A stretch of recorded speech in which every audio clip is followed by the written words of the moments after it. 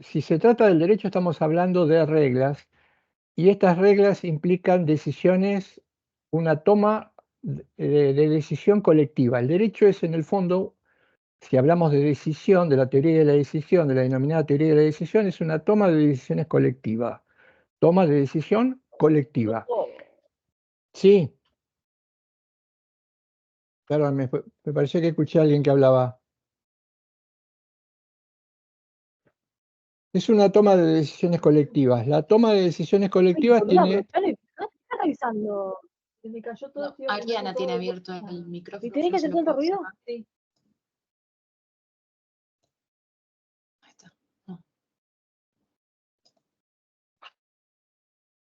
¿Ya está? Ahí lo silencié, sí, sí. Ah, no, pensé que... Por un momento pensé que quería intervenir, después me parecía que me estaban retando, pero bueno, sigo entonces. En toma de decisiones colectivas. Eh, la toma de decisiones colectivas está conformada por dos, el derecho como parte de esto, está conformado por dos engranajes que van a estar en permanente tensión. Por un lado, si es tomar una decisión que atañe a todos, esta debe ser respetando un procedimiento determinado, siguiendo cierto procedimiento. Pero al mismo tiempo, la decisión, la toma de una decisión colectiva, no puede basarse exclusivamente en el procedimiento. Y acá va a aparecer otro elemento que tiene que ver con el contenido de la decisión colectiva. Fíjense que a simple vista no lo parece, pero es una cuestión todavía irresuelta. Hay una tensión muy profunda entre el procedimiento y el contenido. Esto pasa, por ejemplo, ya a nivel mucho mayor, porque las decisiones que se toman en democracia son de carácter colectivo. Y esta tensión se ve muy pocas veces, pero es muy difícil de resolver. Procedimiento versus contenido. Procedimiento y o contenido. Procedimiento más importante y contenido menos importante.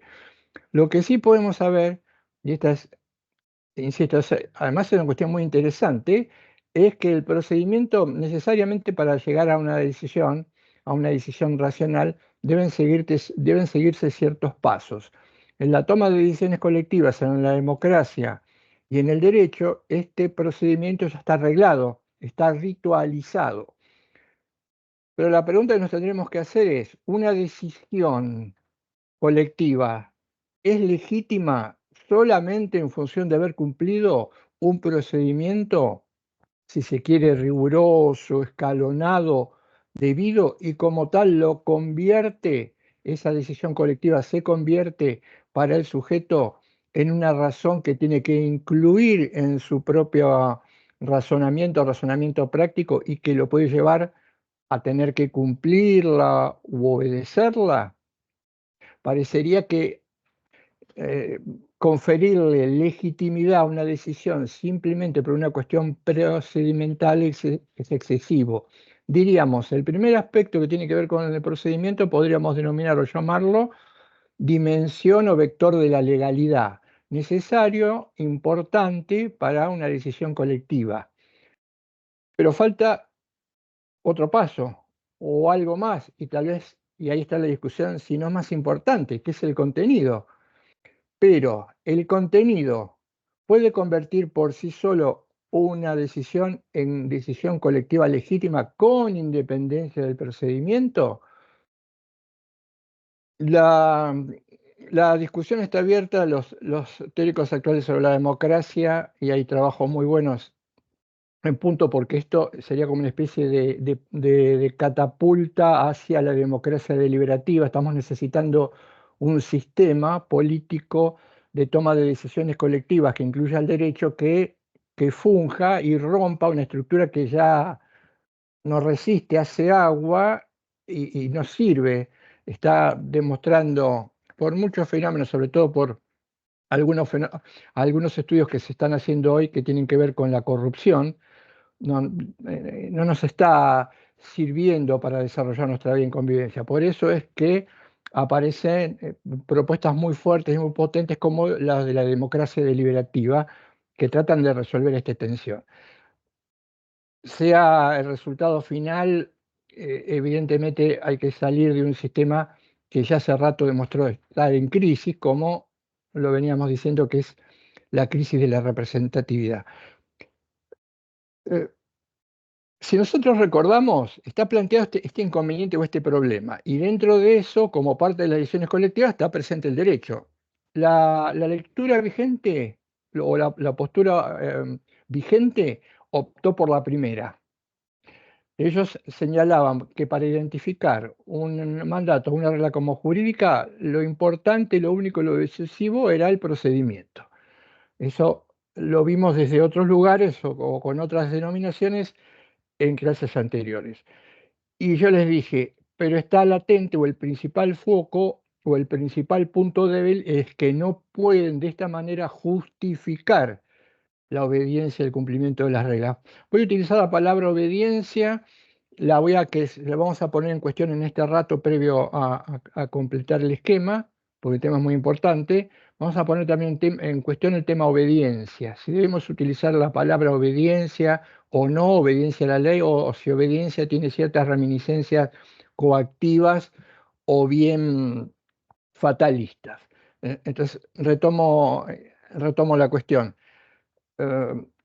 Decía Del Vecchio, una decisión, y está citado en uno de los trabajos, hay una cita que hace Héctor Del Vecchio, él decía, una decisión, aun cuando sea adoptada por una mayoría, ustedes saben que en democracia el procedimiento indica formalmente que la decisión final, cuando la discusión no cierra o no se cierra, o se tiene que cerrar en algún momento, las discusiones morales, que son el fondo de las discusiones jurídicas, están permanentemente abiertas. Los desacuerdos morales pasan de generación a generación, de cultura a cultura, pero cuando uno tiene que resolver un problema jurídico no puede deliberar indefinidamente, a pesar de que el contenido de esa decisión esté conformado por cuestiones éticas. No podemos deliberar eternamente, tenemos que darle un corte. El procedimiento exige entonces que ese corte resuelva la cuestión por el que se denomina, nosotros conocemos, el principio de mayoría, principio de mayoría absoluta.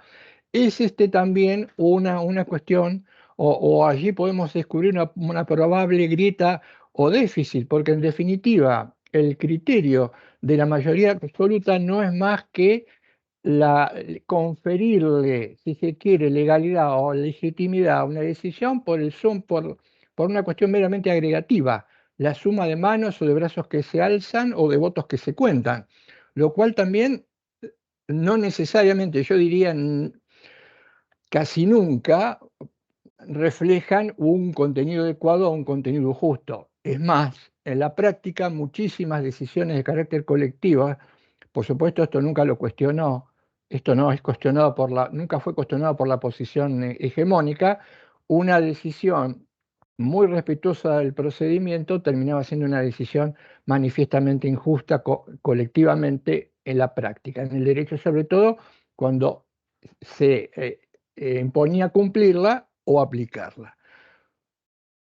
Del Vecchio dice, ninguna decisión, aún por la mayoría absoluta, le van a poder dar a esa regla o ese resultado final o esa norma o norma jurídica dicho carácter. Si es que elude, no contiene o no refiere a su contenido. Esto va a presentar un problema. Yo lo marqué en algún momento, pero me parece que habría que contar algo más, decir algo más. ¿Con qué cuenta el derecho? El derecho cuenta con sujetos, cuenta con nosotros, pero nosotros somos sujetos autónomos. Los seres humanos somos sujetos autónomos. ¿Qué implica como parte de la dignidad ser sujeto autónomo?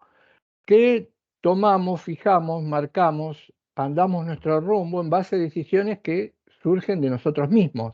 Esto implica autonomía. El respeto por la autonomía, que es una exigencia moral importantísima, supone o significa que el sujeto debe tomar por sí mismo sus decisiones. Esto es elemental y básico. Pero la decisión colectiva o el derecho presenta un primer problema, y que en principio se vería vulnerada la autonomía del sujeto. ¿Por qué? Porque el sujeto tiene que obedecer o tendría que obedecer una regla que no ha sido elaborada, un marco de acción, una decisión que no surge de su propia estructura. Nosotros los sujetos, los seres humanos, como sujetos autónomos, tenemos una escala o variables que justifican nuestro comportamiento. La primera manera de justificar nuestro comportamiento cuando queremos justificar algo que hacemos es decir, hice tal cosa porque me pareció que era lo más conveniente, porque lo prefería, porque se adecuaba a mi interés, porque en la búsqueda de mis objetivos tengo que maximizar aquello que yo prefiero. Entonces, la primera variable para justificar comportamientos que cada uno de nosotros se da a sí mismo cuando realiza cosas son estos criterios. La teoría los denomina criterios prudenciales o motivos prudenciales. Los motivos prudenciales son las preferencias que cada uno de nosotros tiene, que varía de persona a persona y que hacen que hagamos una cosa y otra no. Y en aquello que hagamos tratemos de maximizar en la mejor manera posible lo que los filósofos morales llaman las utilidades.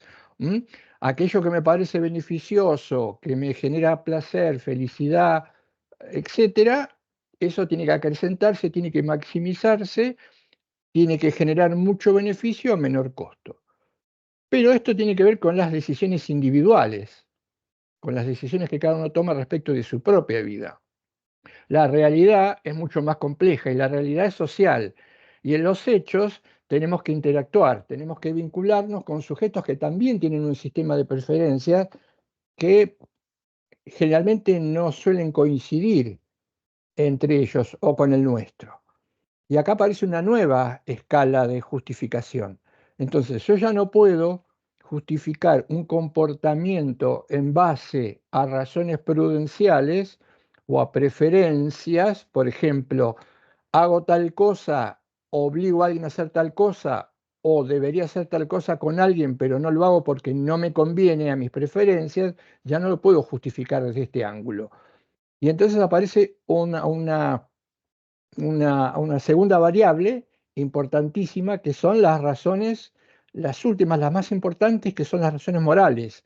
Las razones morales son aquellas razones que de alguna manera triunfan, se imponen o justifican comportamientos teniendo en cuenta la totalidad de las personas que viven en una sociedad, aun cuando esa decisión o esa razón moral implique ceder, deponer ciertas preferencias, algunas preferencias o motivos particulares. El derecho es esencialmente una regla o una exigencia de este tipo, pero lo va a hacer precisamente porque cuando nos obliga a hacer algo que implica de alguna manera deponer ciertos intereses particulares, esta deposición de intereses particulares o preferencia debe estar justificada. ¿De qué manera debería estar justificada? Debería estar justificada si el sujeto descubre que ceder en parte de sus preferencias o intenciones a mediano o a largo plazo es mucho más importante o mucho más beneficioso para él y para las personas que lo rodean, ¿no? Planteada esta discusión, el tema es, ¿no atentaría contra la racionalidad de los sujetos tener que obedecer reglas que son heterónomas? Diríamos, en principio, eso es lo que los filósofos del derecho llaman paradoja de la autoridad. Sí, en principio sí. Si soy un ser autónomo, no puedo decidir en función de criterios que otro establece y que no surgen de mí mismo. Entonces, muchos dicen, esta paradoja, para que el derecho tenga relevancia práctica, esta paradoja de la autoridad tiene que ser superada, porque si no, el cumplimiento o el seguimiento de reglas implicaría un acto de alguna manera irracional. Y lo que no se puede poner en juego es la racionalidad de los sujetos. ¿Somos racionales o no somos racionales? En consecuencia, ¿somos autónomos? Y parece que sí lo fuera porque lo hemos predicado desde toda la historia de la humanidad, ¿o no lo somos? Porque en última instancia estamos, si se trata de decisiones colectivas, siguiendo criterios que impone alguien desde afuera. ¿Cómo se resuelve? ¿Se puede resolver esta paradoja para que el derecho realmente se convierta en obligatorio o no genere conflicto con nuestra autonomía y no nos convierta en decisores irracionales? Hay, por supuesto, como ustedes ya saben, o va a haber como dos respuestas. La respuesta que fue vigente o hegemónica consideraba que la única manera de resolver esta paradoja de la autoridad que implicaba que el obedecer una disposición iba a ser racional era que ésta fuera perdón, que ésta fuera legal, la legalidad de aquello que se tenía que seguir. Entonces, se decía, si existe una estructura jerárquica, socialmente hablando, y esta estructura jerárquica establece que alguien debe obedecer la regla de otro porque esta es una autoridad normativa que tiene competencia para fijar tal cumplimiento para que sea obedecido, entonces acá la paradoja de la autoridad se disuelve. Por este criterio, principio de la jerarquía, tengo que obedecer y de alguna manera se supone que esa obediencia no va contra patrones o marcos de decisión racionales. Sin embargo, se le hace una objeción, inmediatamente surge una objeción. No, si bien es importante y es cierto que hay estructuras jerárquicas que indican que deben obedecerse a ciertas reglas cuando emanan de autoridad competente, en última instancia, ¿qué es lo que me motiva a cumplir esa decisión? ¿Qué es lo que me lleva a aceptarla? ¿Qué es lo que me lleva a obedecerla? Toda regla tiene una serie de justificaciones subyacentes. Estas justificaciones subyacentes en una regla apuntan, primero, a darle información. Nos dan información las reglas, que están bien elaboradas, nos dan información. La información información que se supone nosotros no tenemos. La regla nos tiene que informar en última instancia lo que no sabemos y que va a ayudar a que la aceptemos como tal. Segundo, como razón subyacente, una regla tiene que sopesar los intereses de aquellos a los cuales le va a exigir de alguna forma restrinjan su campo de preferencia. La regla me tiene que decir, me tiene que decir a mí, mira, vos vas a tener que restringir esto que es importante o estas preferencias, así como la tienen que hacer otros, porque en definitiva, si todos restringimos de alguna manera nuestras preferencias en cumplimiento de esta norma, todos de manera igualitaria vamos a vernos favorecidos por la misma. Esto también lo tiene que indicar la regla. ¿Por qué? Porque el sujeto tiene que ver representados sus intereses en la misma disposición. Y por otro lado, algo que también tiene que contener la regla para cerrar estas razones subyacentes es lo que marca lo que decía Héctor en un trabajo. Él decía, las reglas, cuando son elaboradas antes de ser sancionadas, el que las elaboró tiene que hacer de cuenta que se las está aplicando a él mismo. Es decir, porque esto sostiene la igualdad, si no se rompe la igualdad. Sencillo, ¿la cumpliría? ¿Yo la cumpliría? ¿Yo la admitiría? ¿Yo obedecería esa regla o trataría de escaparle? O diría, no es para mí. O diría, no, yo no la, no, a mí no me puede alcanzar eso porque es ilegítima, pero sí que la cumplan otros. Fíjense que este último dato que aparece en las normas jurídicas, y es importantísimo, es el que usualmente, aunque no se vea, más se desconoce.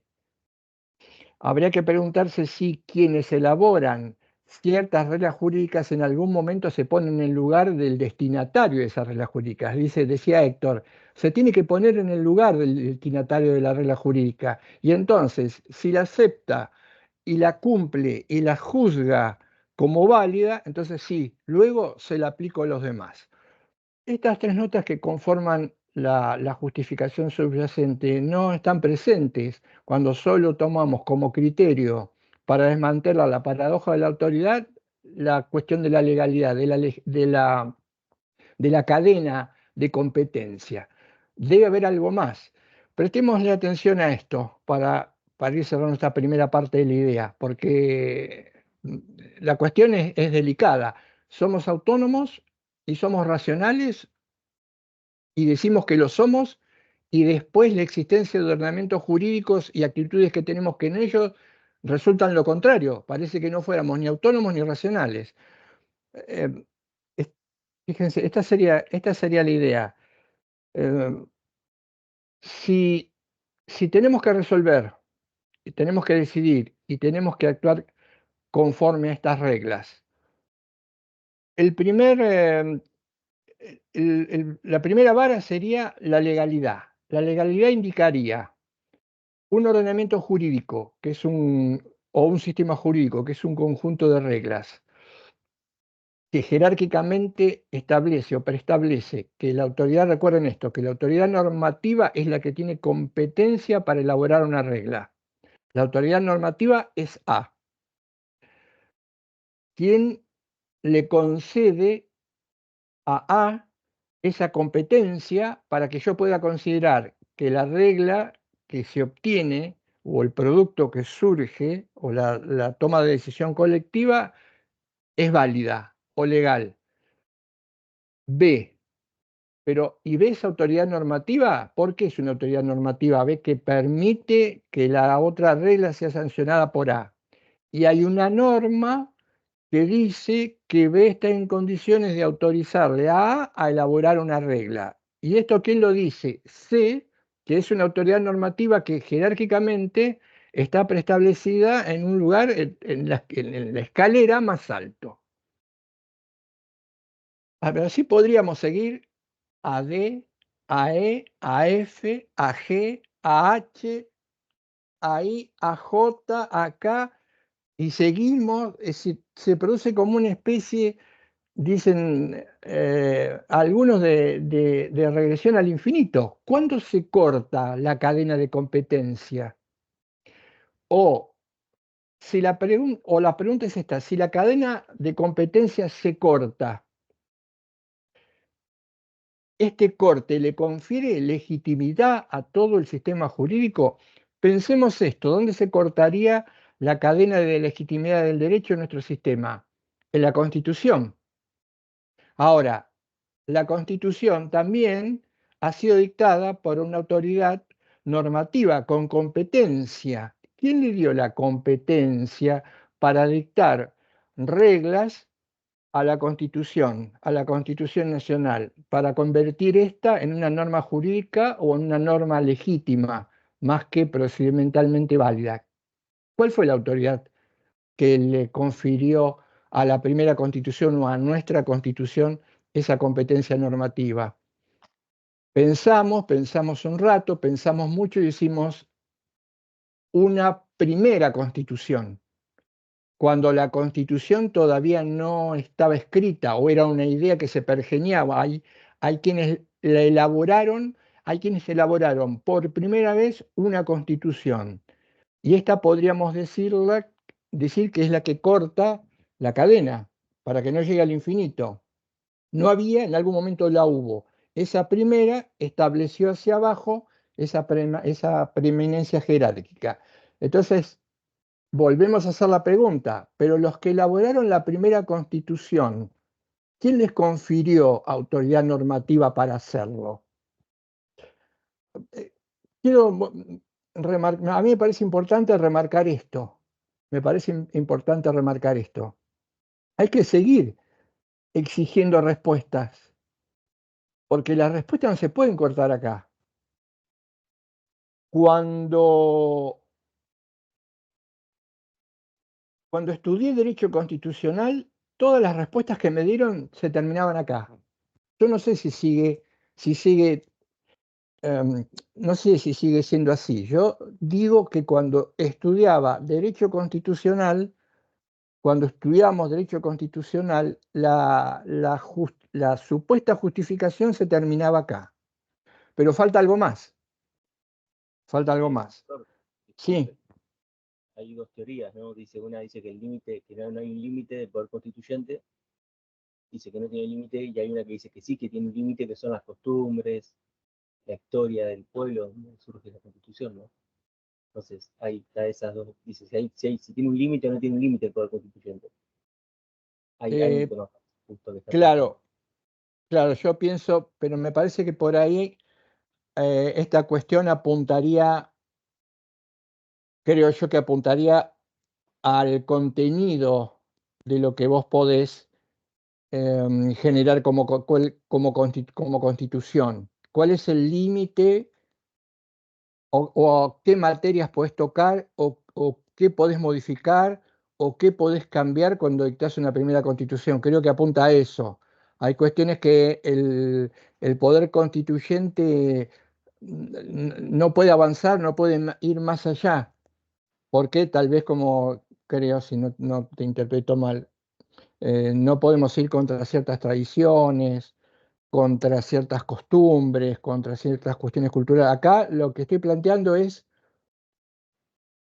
quién le otorga legitimidad, Ah, está bien. validez, quién, quién hace que esté justificado que exista una primera constitución, porque la primera constitución tiene que ser obedecida. Entonces, no podemos, lo que quiero marcar es que no podemos seguir subiendo la escalera, porque la escalera llega hasta el infinito.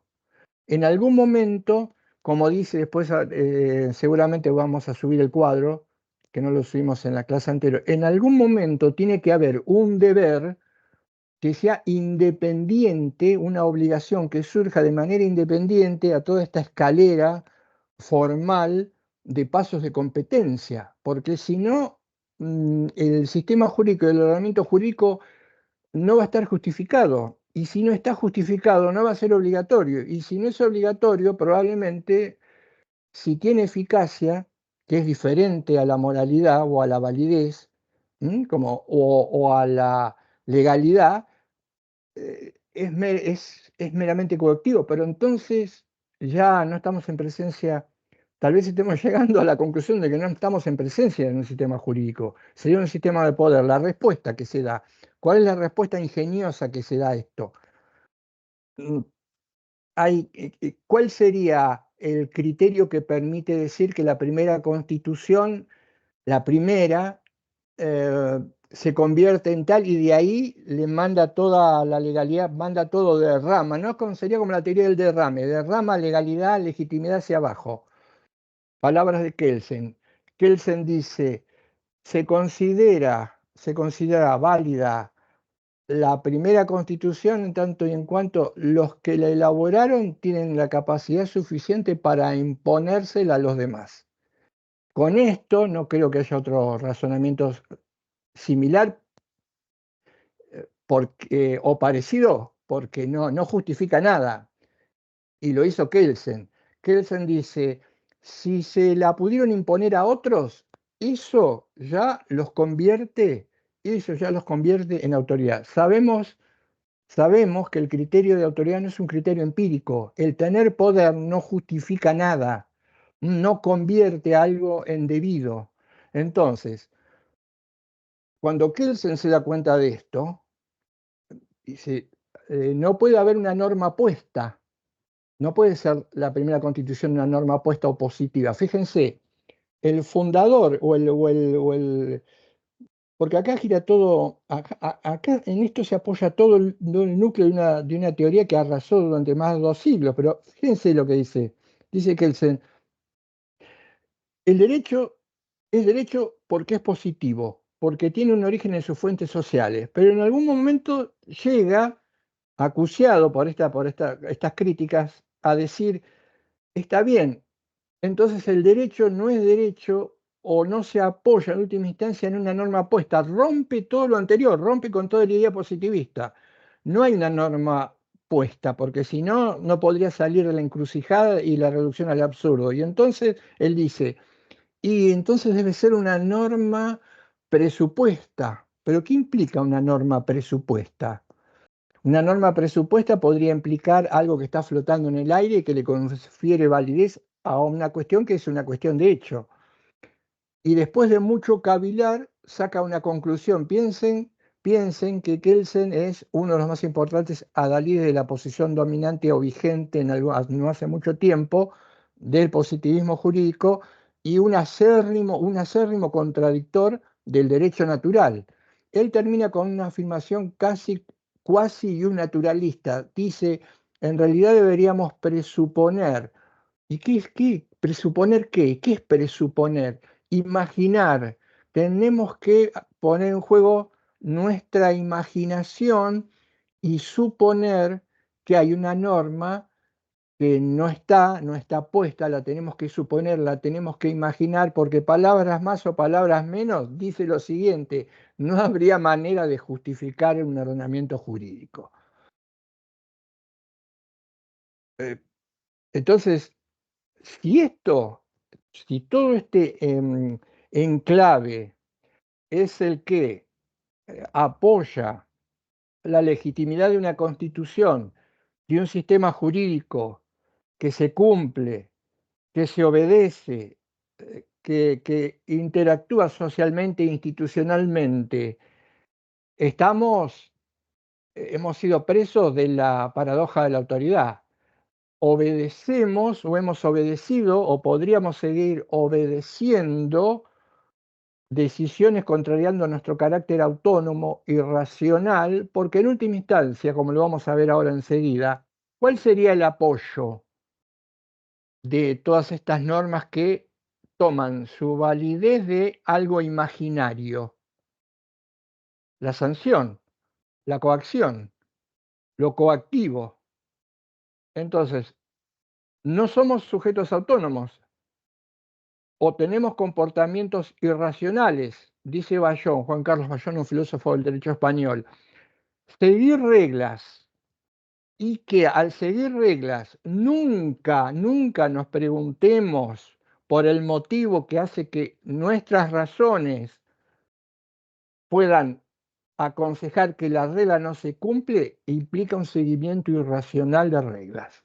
Entonces dice él, o justificamos el derecho, o bien no podemos exigir la obediencia de ninguna regla. Claro, nosotros podríamos haber hecho esto. La cuestión es que se ponía de alguna manera en juego un mecanismo que intentaba generar la obediencia ciega a estas disposiciones a partir de incentivos que ya sabemos son los incentivos en un sistema de utilidades que tienen que ver con las sanciones, con el castigo. Pero, ¿a qué se reduce entonces el derecho? La única manera, por eso yo les decía, no me parece que sea ninguna de estas cuestiones es una cuestión meramente teórica. No me parece em, que lo mejor sea suponer cuando nos explican cómo se justifica un ordenamiento jurídico recaer en la Constitución o en la primera Constitución presupuesta que tiene la firma o la impronta kelseniana. Porque lo hecho está. Hubo 2 siglos en donde el derecho no estuvo justificado y podría tal vez todavía no estarlo. Lo que pasa es que no nos damos cuenta que somos seres racionales y seres autónomos, aunque declamamos permanentemente nuestra autonomía y nuestra racionalidad, pero seguimos reglas que en última instancia exclusivamente se apoyan en un incentivo.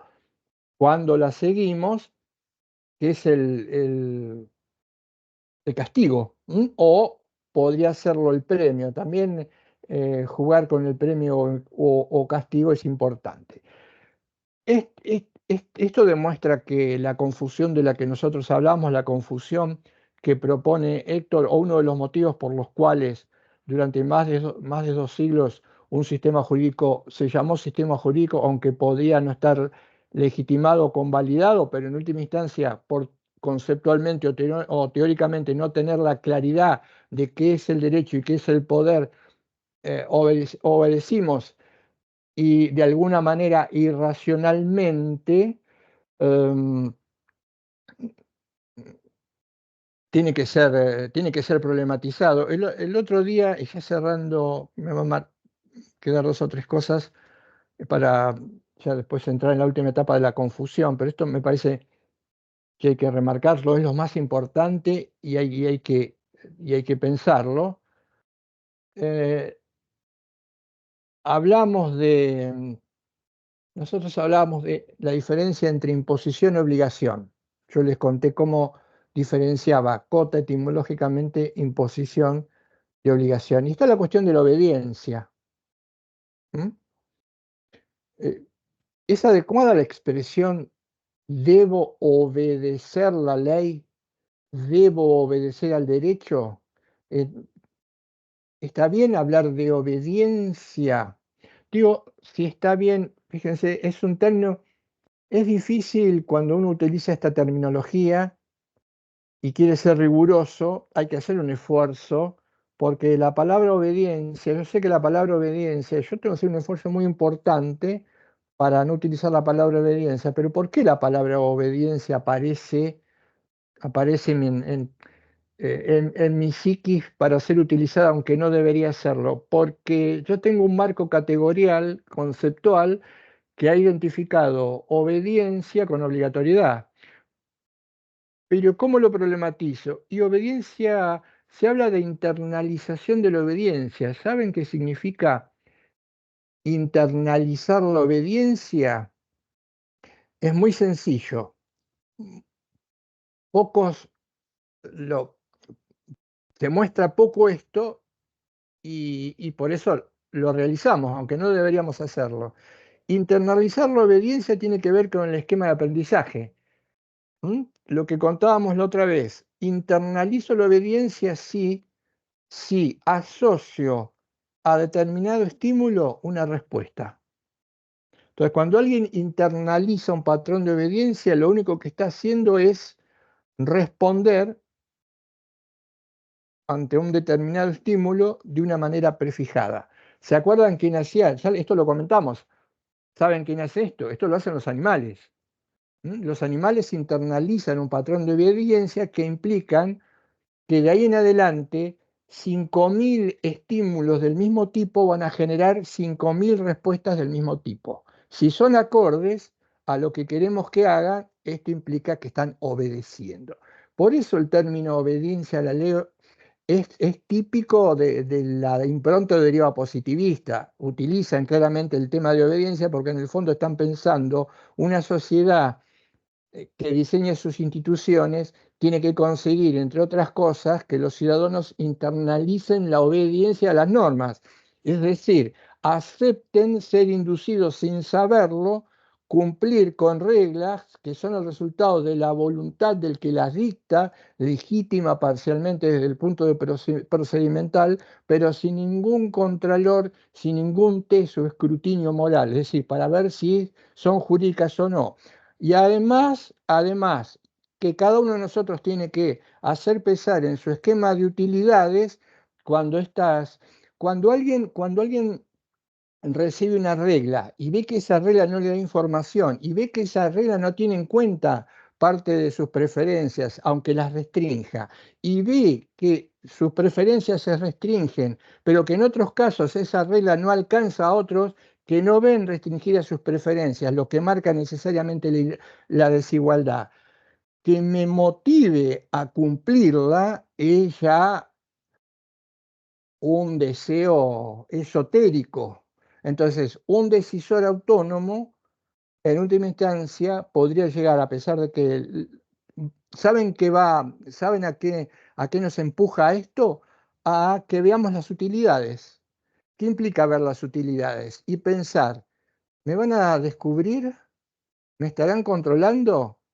¿Será lo suficientemente el estricto el aparato que controla coactivo que va a aplicar la sanción para perseguirme y luego aplicármela? Pero no podré evadir el sistema porque aparentemente la desutilidad que implica no cumplir la regla no es tanta como la pintan. Dice 15 años, pero en definitiva siempre quedan 2. ¿Se alcanzará? ¿A qué niveles llegará? Estoy en un nivel donde no voy a ser perseguido, por acá voy a hablar, por eso hablaba de la corrupción. Estoy en un nivel en el que no voy a ser perseguido porque los que son perseguidos y descubiertos son los que no son impunes, es decir, están fuera de la estructura jerárquica del poder. Todos estos pensamientos están en nuestras cabezas, algunos sí, otros no, pero están en la cabeza de los sujetos cuando tienen que decir, sobre todo con reglas eh, que no ofrecen más que razones que tienen que ver con el ser castigado o evitar ser castigado. El fenómeno de la corrupción está muy ligado a esto. ¿Por qué? Porque los que no cumplen las reglas que están en un lugar determinado de la pirámide jerárquica del poder saben que no van a ser alcanzados. Ellos no van a ser alcanzados, aun cuando incumplan las reglas. Entonces, esto empuja, lo que abre lo que abre un nuevo debate, que es el siguiente: ¿cómo genero? Acá hay una preocupación de fondo, política polis de convivencia, si se quiere. ¿Cómo genero, cómo sostengo, cómo evito que una sociedad se fragmente? ¿Cómo evito que una sociedad se disuelva socialmente sus vínculos? Esto implica agresión, violación, conflicto. ¿Cómo lo logro? ¿Cómo recupero la urdimbre, el tejido social? Y una manera de recuperar la urdimbre del tejido social es que los sujetos cumplamos las reglas. Si no, el incumplimiento de las reglas, llámese delito, como dije en la última clase, llámese autoexcepción, llámese free rider, van socavando, y esto lo podemos ver, van socavando una sociedad, van socavando nuestra sociedad. ¿Cómo lo logramos? Generando una actitud, promoviendo una actitud interna hacia el cumplimiento de las normas. Pero no vamos a promover nunca una actitud de cumplimiento hacia las normas si nuestro esquema categorial, conceptual de pensamiento sobre el derecho es o sigue siendo el dominante. Porque en última instancia vamos a recurrir a los incentivos.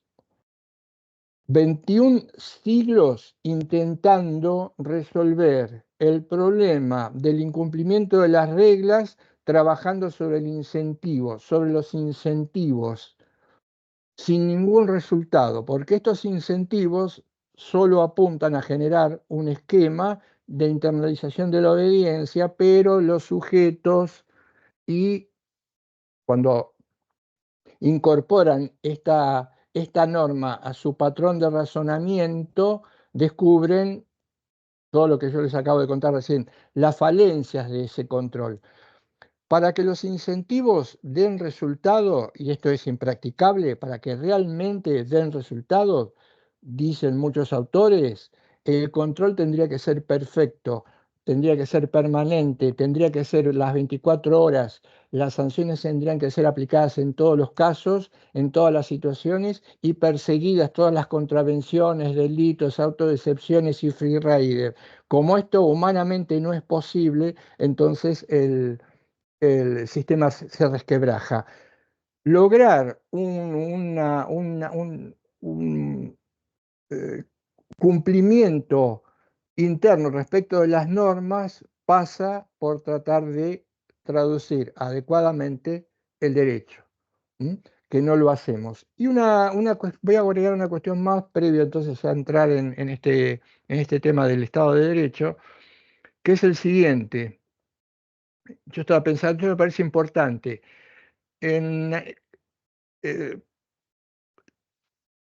cómo es la estructura del derecho, cómo es el formato de un sistema jurídico. Yo sabía que el formato de un sistema jurídico estaba constituido por reglas y que un sistema jurídico estaba dotado, como dice Kelsen, de reglas primarias y de reglas secundarias.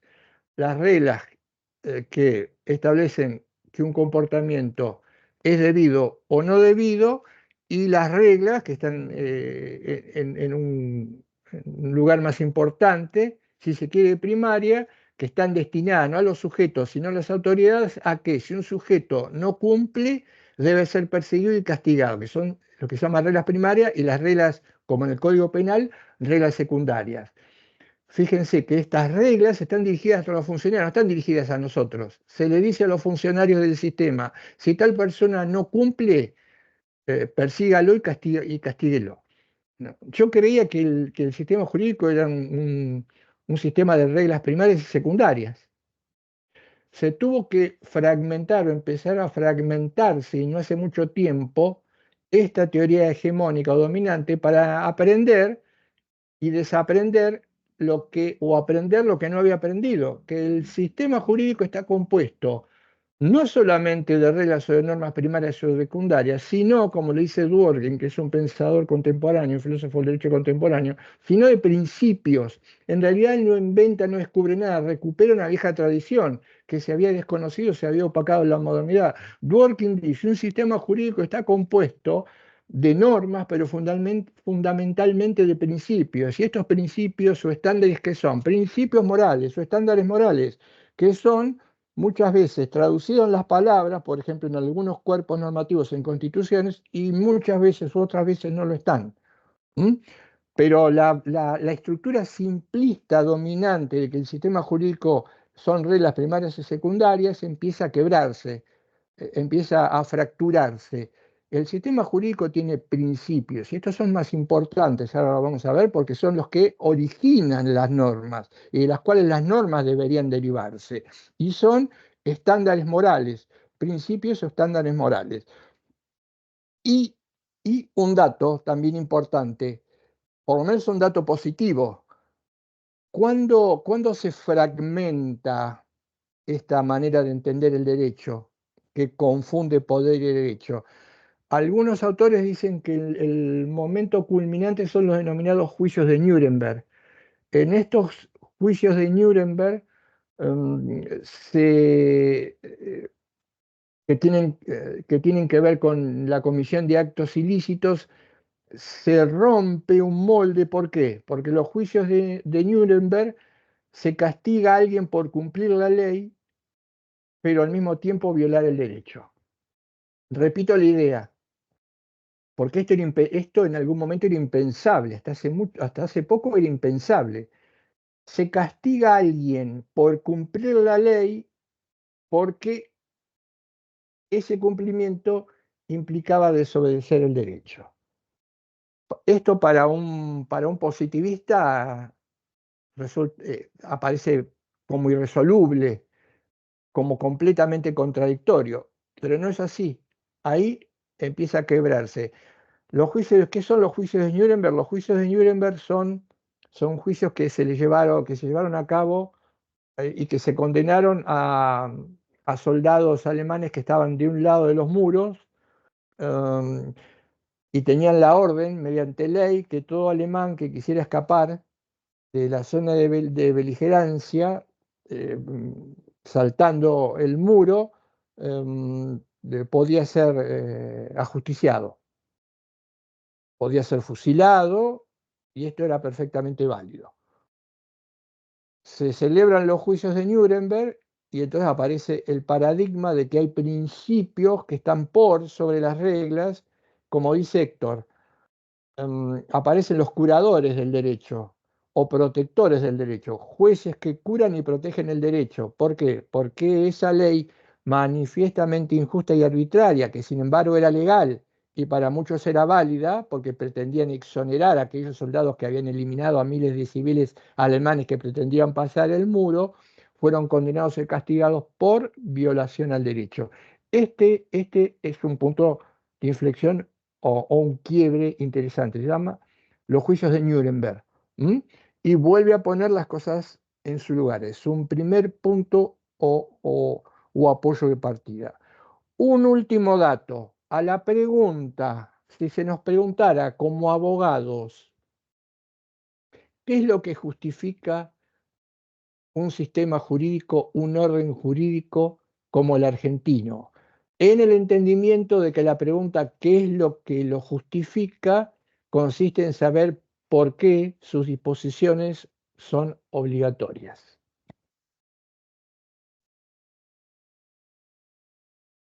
La respuesta, porque todas esas reglas emanan de una autoridad competente, ya se demostró como irracional o absurda. Es sencilla, o ahora podría parecer sencilla. La respuesta, porque emana de autoridad competente,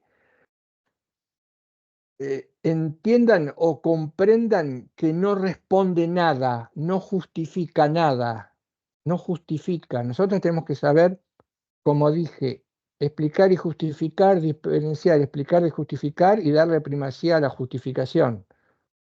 Si por lo que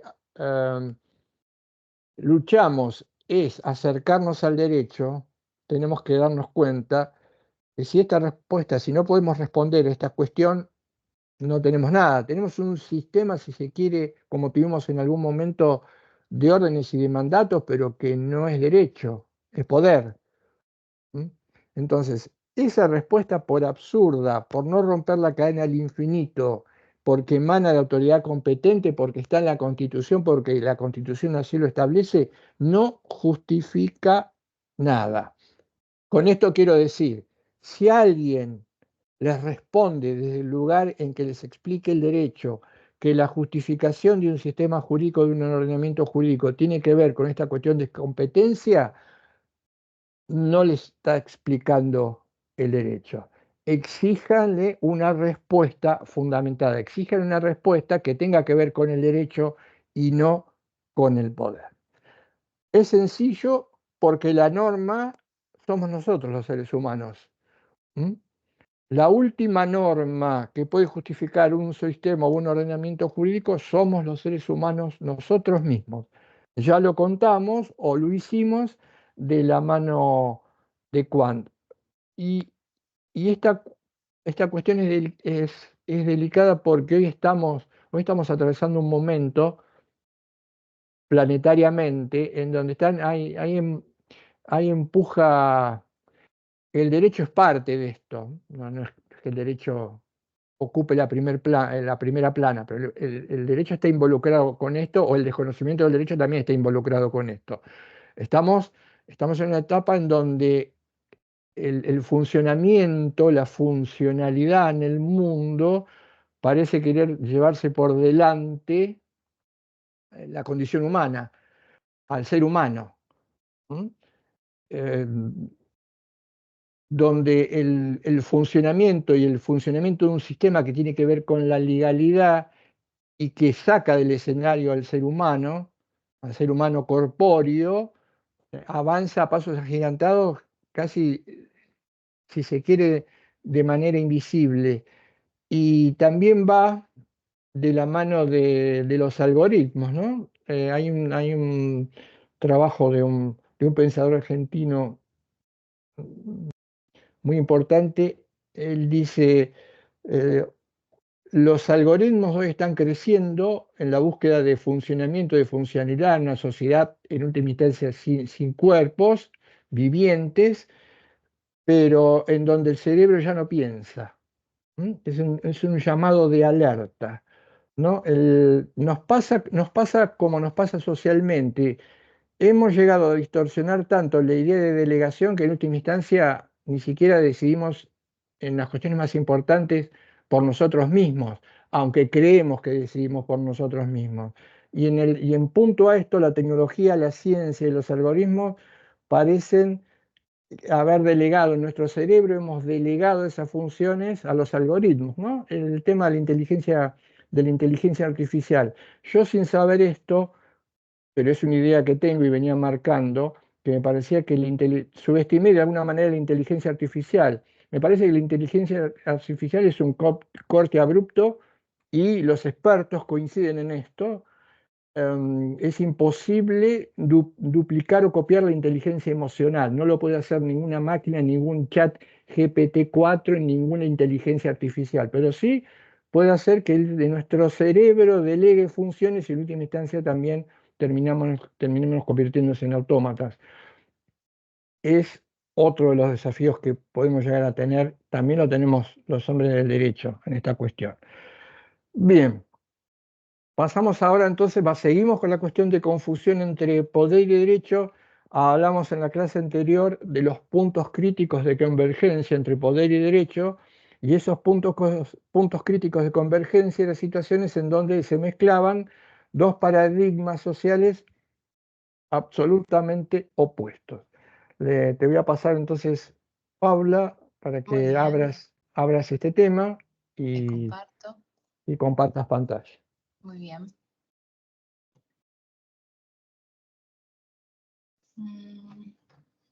Ahí no se puede ver, ¿no? Me dice no pueden acceder a mi cámara. Por ahora no. Que recién pude. A ver.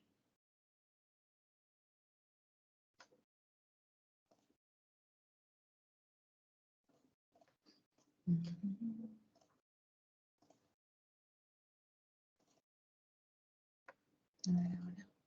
Me estarás usando la inteligencia artificial, ¿no, Paula? Por favor. No, me iría mejor, mira. Ahí está, ahora sí. ¿No? ¿Ahí lo ven bien? Ahí se ve, profe. Sí, sí, se ve bien. Buenísimo. Ahí está, ahí está. Genial. Bueno, como decía Carlos y como ya nos estuvo explicando, vamos a hablar de el derecho en el Estado de Derecho y justamente vamos a hablar de este punto crítico, ¿no? De convergencia, que es en lo que dejó recién. Y en este Estado de Derecho donde justamente lo que hacen es convivir dos paradigmas o relaciones sociales que son totalmente opuestos entre sí. Se trata, digamos, de un modelo combinado, decimos, porque va a convivir tanto el orden del poder como el orden del respeto. Y como ya hemos visto, el orden del respeto, la base del orden del respeto es justamente la igualdad, y el orden del poder es la desigualdad. Entonces, por eso vemos que son dos proyectos que están en constante tensión entre sí, pero que así y todo conviven en este modelo de orden que es el Estado de Derecho. Entonces, en esta coexistencia que tenemos, tanto el derecho como el poder, ambos dos, sufren modificaciones. ¿Bien? Generalmente cuando nos presentan, digamos, la teoría del Estado y la teoría general del derecho, cuando describen a lo que es el derecho y describen a lo que es el poder, nos lo muestran ya modificados. ¿Bien? O sea, nos muestran a partir de esa coexistencia qué es el derecho y qué es el poder. Es decir, con esto lo que quiero demostrar es que muestran que hay un Estado que está limitado por el derecho, ¿no? En donde todos los que son las posiciones de poder se encuentran sujetas a distintas restricciones y controles que son de naturaleza puramente jurídica, y por el otro lado hay un derecho que está siendo limitado por él, donde la participación estatal es decisiva, como decía Carlos, ¿no? En orden a lo que es la formulación del derecho, como también en relación a la aplicación. Entonces, en este modelo integrado que estamos diciendo de Estado y de Derecho, si bien por un lado nos sirve para poder definir los que son los aspectos técnicos de esta propuesta, por un lado no nos va a dejar examinar con claridad todas las tensiones que existen dentro de él.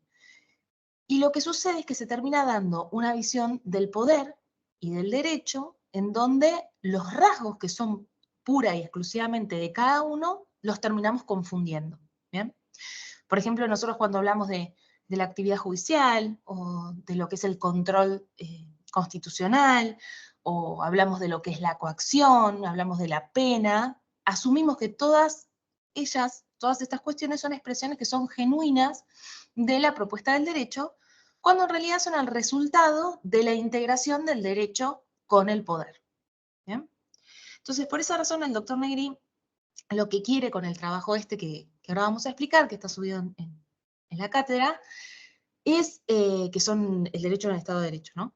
Es justamente retomar cuáles son los rasgos propios del derecho antes del Estado del Derecho y mostrar justamente, poner luz, digamos, a todas las modificaciones que el derecho experimenta en este modelo de orden. Pero justamente no lo hizo para contradecir lo que es el valor del Estado de Derecho, sino para mostrar cuál es el origen de las tensiones a las que este modelo integrado va inevitablemente a conducir.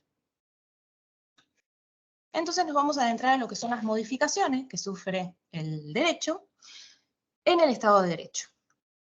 Y la primera es en relación a la asunción y reformulación de los principios jurídicos por la Constitución del Estado. ¿Qué es esto?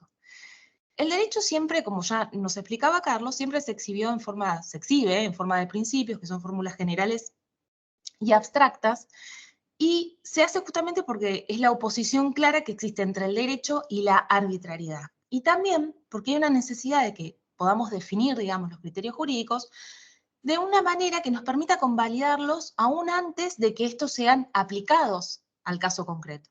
Entonces, lo que sería el origen histórico de estos principios del derecho, de estas normas generales y abstractas, no siempre puede ser identificado, ¿bien? Pero eso no sería lo relevante de la cuestión, porque estos principios valen más por lo que expresan que por el origen que poseen. Lo que sucede es que en el Estado del Derecho, estos principios, por lo común, digamos, se van manteniendo, pero con esta importante modificación de que el poder, lo que va a hacer con estos principios, es receptarlos y reformularlos, ¿bien? ¿Qué es lo que hace el constituyente? Asume a esos principios del derecho como propios. Y cuando se renueva esta autoría, se genera una nueva validación, que ya no va a estar definida, digamos, por la pertenencia a esos principios jurídicos, sino por la inclusión de estos principios en la Constitución. Es decir, los principios pasan a ser constitucionales y se convierten en la ley del Estado. ¿Bien? Ahora bien, ¿qué pasa con los principios del derecho que se convierten en esta ley constitucional del Estado? Pasan dos cosas. Por un lado, se van a reforzar estos principios y por el otro lado se van a debilitar. Se refuerzan en el sentido de que se va a comprometer toda una organización del poder y un aparato coactivo que va a estar al servicio exclusivo de la vigencia de estos principios.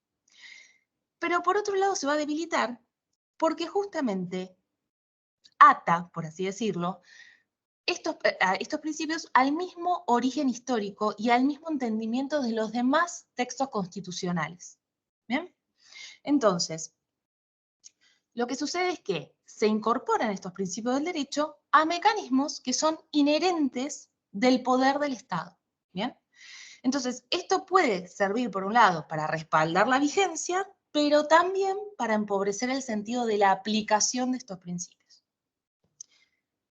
Continuamos ahora con la segunda modificación que sufre el derecho en este modelo de Estado de Derecho. Hablamos de lo que es la mediación de la ley en la aplicación de los principios del derecho. ¿Qué significa?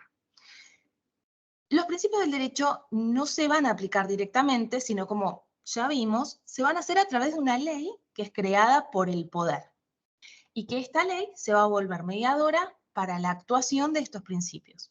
Entonces, esa reglamentación que se hace va a generar ciertas exigencias que no se encuentran necesariamente en los principios de los que parte. ¿Bien? Entonces, esos criterios iniciales que contenía se van a ir matizando por las normas que reglamentan a esos principios. Entonces, la legislación no solamente es reglamentaria, sino que sabemos que es complementaria. ¿Y qué hace? Va a incluir en forma deliberada ciertos contenidos que van a perder referencia directa al principio jurídico del cual parte. ¿Bien? O también lo que puede pasar, y es aún más delicado, van a incluir contenidos que se van a acomodar pura y exclusivamente a las razones del Estado. ¿Bien? Entonces, lo que es el control de juridicidad real, es decir, esa subsistencia del derecho puro en el modelo integrado del Estado de Derecho, se vuelve una tarea que es extremadamente compleja. ¿Bien? Vamos a pasar entonces a la tercera modificación. Y decimos y hablamos de la prevalencia de la ley. Es el desplazamiento de las otras fuentes formales del derecho. Lo que sucede es que esta, digamos, especial gravitación que tiene en el Estado de Derecho la ley, va a conllevar a un progresivo, digamos, empobrecimiento de las demás fuentes formales del derecho. ¿Bien? ¿Por qué? Porque las sentencias judiciales se tienen que fundar en ley, los dictámenes, las resoluciones administrativas se tienen que adecuar a la ley, los reclamos que realicemos, las reivindicaciones se tienen que canalizar dentro del marco de la ley. Entonces, el derecho se circunscribe a la ley. Y la costumbre, como fuente, pierde esta histórica gravitación que tiene y vale únicamente en la medida que la ley la reconoce. Si nos fijamos en nuestra misma enseñanza universitaria, nosotros nos restringimos a una recepción de los contenidos legislativos únicamente. Y todo eso lleva a un empobrecimiento en lo que es la creación y la evolución del derecho, si tomamos únicamente como prevalencia la ley como fuente formal del derecho. Vamos a pasar entonces al cuarto límite que explica el doctor Negri en este texto. Y es en relación a los límites territoriales de la ley y la pérdida del sentido o de la universalidad del derecho. Una de las consecuencias que tiene esta legalización del derecho de la que estamos hablando es que se reduce a los límites territoriales del Estado. La ley es justamente una expresión de soberanía del Estado, ¿bien? Y en esas condiciones, la vigencia de la ley no se puede extender más allá de las fronteras dentro de las cuales esta soberanía se va a ejercer. Entonces, lo que sucede es que se da esta pérdida del significado universal del derecho, porque hace que el ligamen con el poder quede seccionado, digamos, a este límite espacial que tiene el Estado. Por eso es que hablamos de derechos nacionales, de derechos locales, y que la extensión resulta totalmente derivada, digamos, de los alcances de la soberanía del Estado. Ahora bien, el doctor Negri nos explicaba cuando daba sus clases que esta será una de las modificaciones de mayor importancia, porque si existe un rasgo que es particularmente esencial de lo jurídico, es justamente el de la universalidad.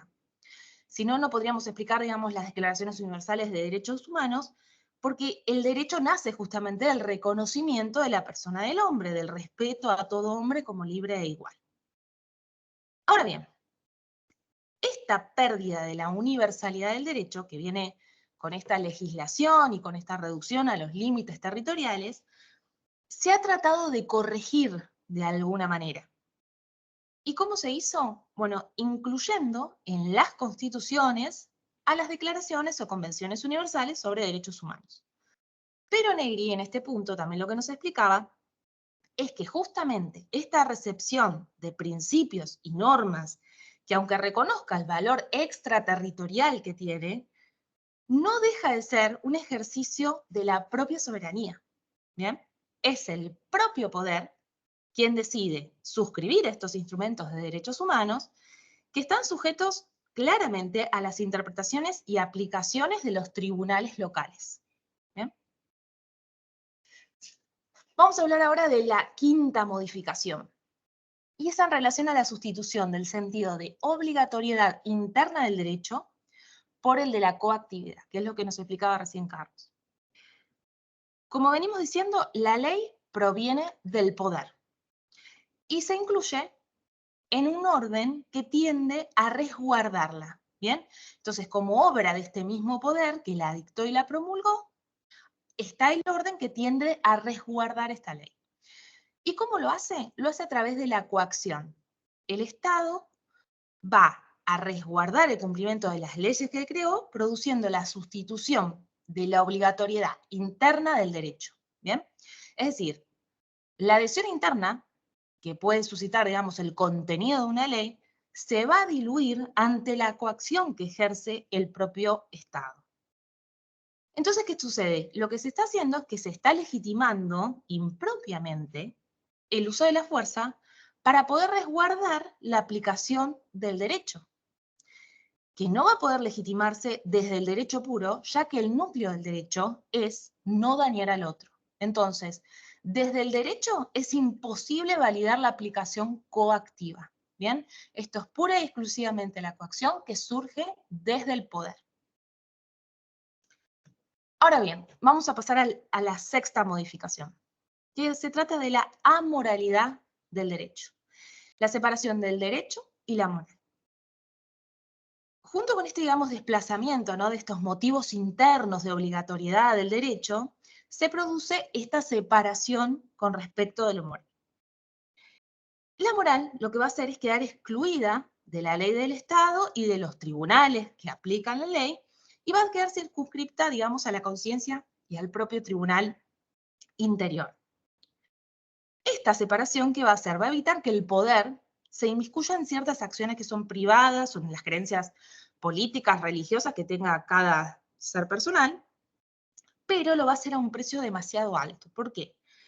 Porque la ley del Estado aparece desvinculada, digamos, de los compromisos morales del derecho, como por ejemplo el respeto a la dignidad del hombre, y se va a ver fortalecida a partir del Estado que las dicta.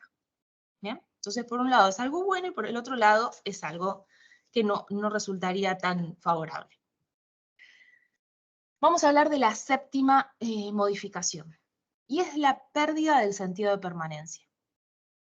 La especial importancia, digamos, que la ley tiene en el Estado del Derecho conlleva también a esta pérdida del sentido de permanencia de lo jurídico, ¿bien? ¿qué pasa? Hay una continua creación legislativa de lo que es el poder propio del Estado, y entonces en esta modificación continua que se hace de las leyes, que se derogan, se sustituyen, responde muchas veces más a cuestiones circunstanciales y llega a preguntarnos, digamos, a ver con qué fidelidad las leyes representan efectivamente los principios jurídicos. ¿Bien? Por eso se dice la pérdida de este sentido de permanencia. Ahora bien, el derecho, como una obra cultural, como una obra del hombre, admite ciertas variaciones en la configuración que le es propia. Pero esas variaciones son limitadas, son lentas, son prudentes, y no se van a condecir, digamos, con estas variaciones que muchas veces resultan ocasionales del poder legislativo, ¿bien? Esta multiplicación de leyes, la escasa duración, hablan de una cierta, digamos, como liviandad en lo que sería la reglamentación de los principios del derecho, ¿bien? Por último, el doctor habla del estado de excepción como última modificación, por así decirlo, del derecho en el estado de derecho. Y el estado de excepción es esto, ¿no? El punto límite de esta relación del derecho y poder, y se presenta ante situaciones de alteración del orden, de conmoción. Y lo que sucede es que los más importantes principios jurídicos quedan suspendidos en forma temporal, supuestamente, para poder preservar el modelo integrado Estado de Derecho, y su lugar pasa a ser ocupado por posiciones, digamos, de poder. ¿Qué sucede? Como decíamos, son dos modelos, orden, derecho y poder, que son dos modelos que están en constante tensión. Estas modificaciones que mencionamos y estos límites que el derecho experimenta en este modelo integrado son solamente algunas, ¿bien? No estamos nombrando todas, ni es una enunciación taxativa. Para poder hacer una descripción, digamos, completa de lo que es el Estado de Derecho, el doctor dice que habría que mencionar también las modificaciones que sufre el poder cuando convive con el derecho. Y varias de las alteraciones que nosotros mencionamos también valen en sentido inverso, ¿bien? Y expresan lo que serían límites al poder, pero desde el derecho. Por ejemplo, como habíamos explicado, ¿no? La separación del derecho y la moral. Esto procuró limitar avances del poder sobre la conciencia personal del ser humano. O, por ejemplo, el mayor valor que asume la ley del Estado, que da lugar al principio de legalidad, ¿bien? El principio de legalidad es decisivo para que nosotros podamos contener en forma jurídica y controlar la actividad administrativa del Estado. Entonces, en conclusión, dijimos que el Estado de Derecho es este modelo integrado a partir de estos dos paradigmas que son completamente diferentes, de derecho y poder. Y si bien nosotros cuando pensamos en la palabra Estado, esto nos sugiere una estabilidad, en esta alianza que existe entre opuestos se produce una permanente inestabilidad interna. ¿Bien? El poder y el derecho van a tratar de avanzar siempre uno sobre otro. El poder limita al derecho y el derecho limita al poder para que éste no avance indiscriminadamente. Entonces, lo importante es que el derecho tiene la ventaja de ser el único modo de vida compatible con el respeto a la dignidad del hombre. Y es por eso que el Estado de Derecho es la propuesta más adecuada para poder resolver el problema de la existencia humana en relación con el poder. Y por eso sé que el Estado de Derecho es utilizado por la mayoría de los estados como modelo de orden a nivel de organización política de la sociedad. Carlos, no sé si querés que deje acá o que vuelva para alguna filmina para atrás, yo te cedo la palabra, o si tienen alguna Y consulta tuya. subilo. No, subilo si querés en el comienzo. Muy bien.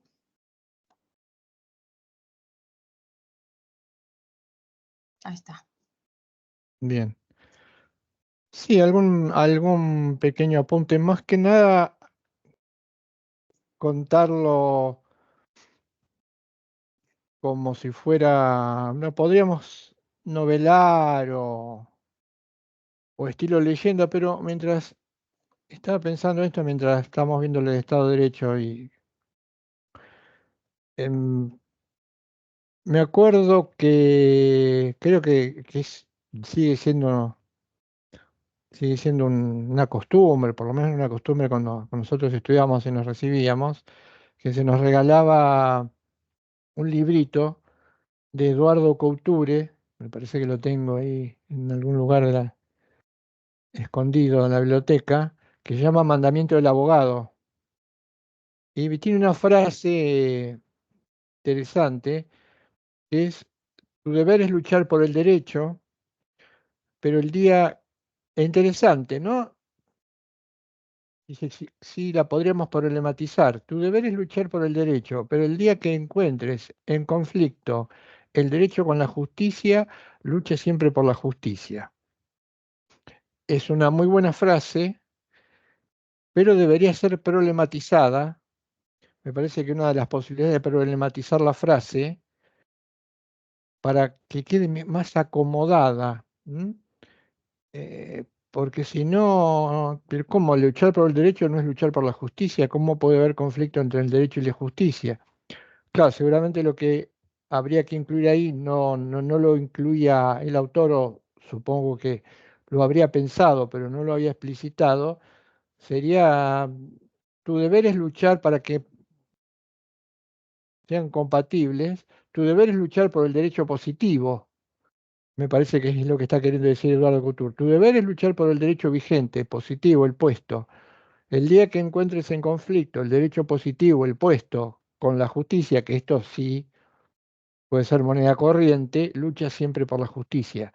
Creo que esa sería una manera de problematizar la frase y darle cierto sentido, aunque es un texto escrito en época en donde el positivismo jurídico arrasaba con todo. Pero es interesante. Sin embargo, me parece que hay que hacer esta alusión para que cierre bien. No sé si seguirán entregando en una regla de la facultad, regalarnos ese librito de los mandamientos del abogado.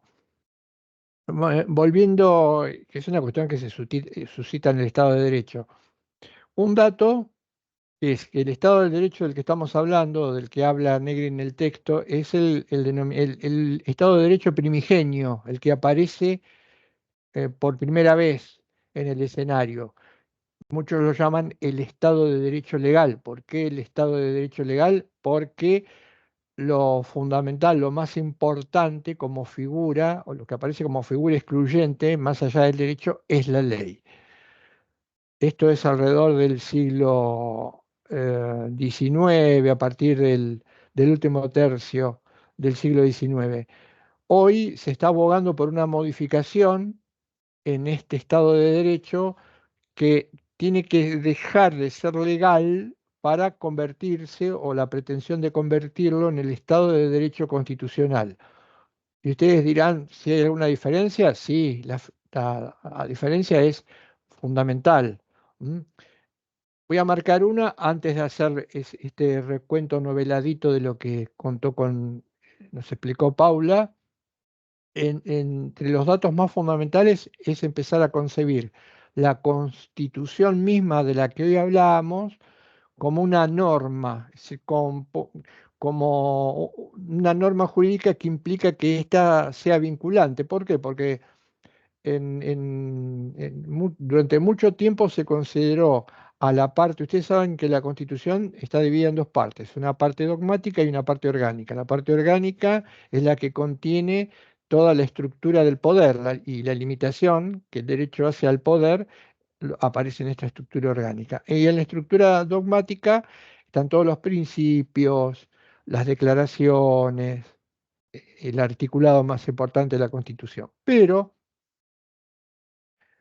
en el Estado de Derecho legal, a la parte dogmática y, por ejemplo, la parte del preámbulo, se la consideraba, incluso no se la consideraba solamente teórico, hubo fallos al respecto, que tenía como una especie de meramente carácter indicativo, era como una especie de declaración de principios, pero no se consideraba que tenía fuerza vinculante, tenía un papel más bien retórico.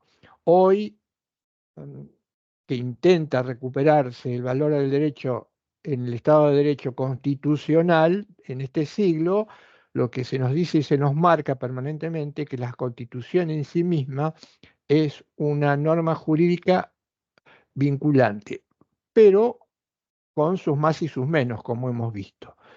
Si hiciéramos como una especie de relato ficcionado, breve y ficcionado, de por qué el Estado de Derecho, tendríamos que decir dos cosas. Primero, o dos o tres cosas. Primero, que son paradigmas, como dijimos, incompatibles, que eran formas de organización o de convivencia que existen desde tiempos inmemoriales. Como yo les dije en clases anteriores, el derecho es una creación humana, es un producto cultural. El Estado, que es la encarnación propia del poder, también es una creación humana, también es un producto cultural. Y también tan antiguo como el derecho. Lo que ocurrió que durante muchos siglos caminaron por andariveles diferentes. Por un lado el poder, bajo la figura del Estado, el Estado absolutista, monárquico, como lo conocemos, al menos en la historia de Occidente, y por otro lado el derecho, encarnado no tanto institucionalmente, sino de manera embrionaria en principios, como decía, les comentaba Paula, los principios jurídicos que tienen un muy fuerte componente moral, que muchas veces es difícil detectar en qué momento se originaron, en qué cultura, que vienen también de épocas inmemoriales. Por ejemplo, uno de los principios jurídicos con los que podríamos trabajar o jugar para entender el Estado de Derecho sería el principio de no dañar a otro o el de dar a cada uno lo suyo. Son principios jurídicos cuyo contenido es valorativo material que hay que buscarlos muy allá en las profundidades del comienzo de la historia. Caminaron, como os dije, por andariveles distintos. En algún momento, por cuestiones culturales, factores políticos, se cruzan sus caminos. ¿Mm? ¿Y qué es lo que ocurre? Novelémoslo. Va el poder, se encuentra con el derecho, o el Estado se encuentra con el respeto, o con el derecho, y se dan cuenta que tienen que convivir. Saben que ellos no quieren esa convivencia, porque saben que son opuestos entre sí. Sin embargo, estos dos paradigmas están condenados a empezar a interactuar juntos. ¿Cómo lo hacen? Por eso hablamos de puntos críticos de convergencia. Saben que tienen que estar juntos, pero saben de alguna manera que se repelen o de alguna manera que caminan o tienen postulados completamente distintos. Sin embargo, tienen que estar juntos. Se juntan y se genera, imagino, una conversación previa a esa conjunción de paradigmas, como una especie de acuerdo, de negociación, en donde me imagino, me parece que en esto puede hacerse volar la imaginación, no en cosas fundamentales como sería la justificación del sistema jurídico, me imagino tomando la delantera como siempre al poder.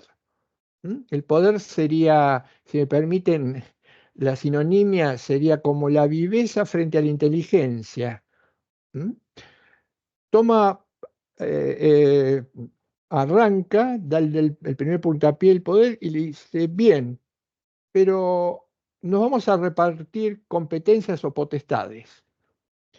Por supuesto, como digo, da el primer puntapié vivo, arranca, le gana de mano al derecho y dice, me voy a quedar con esta característica. Después veamos vos qué haces o con qué te quedás, que puede ser importante. Y dice, ¿y con qué te vas a quedar? Le pregunta el derecho.